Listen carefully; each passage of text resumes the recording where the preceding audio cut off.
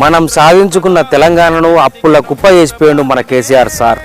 కానీ మన రేవంత్ అన్న వచ్చిన తర్వాత మన తెలంగాణకు ఏదైతే బాగుంటుంది, ఏ పథకాలు అయితే బాగుంటుంది, ప్రతి ఒక్క దాంట్లో ఎట్లెట్లా చేస్తే బాగుంటుంది అని చెప్పేసి మన రేవంత్ అన్న వచ్చినాకనే మనకు అందరికీ అర్థమైంది. ఈ నెల 16వ తారీఖు నుంచి మనకు రైతు భరోసా పడబోతుంది. మన తెలంగాణకు రైతుల పండగ.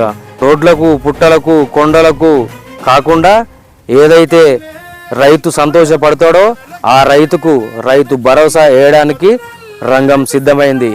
రైతులతోని కూడా మన రేవంత్ అన్న ముఖాముఖి చర్చ చేస్తాడంట. ఏదైతే బాగుంటుంది మనకని చెప్పేసి మన రేవంత్ అన్న సన్నోట్లు పండియమని చెప్పిండు. సన్నోట్లకు మంచి రేటు కూడా ఇస్తాడు, బోనస్ కూడా జమ చేస్తాడు.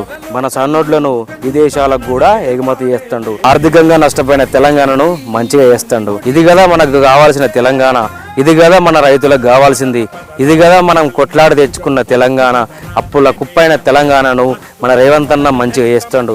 మనమందరం రేవంత్ అన్నకు తోడై అండగా నిలిచి మన రాష్ట్రాన్ని మనమే కాపాడుకుందాం. జై రేవంత్ అన్న, జై కాంగ్రెస్.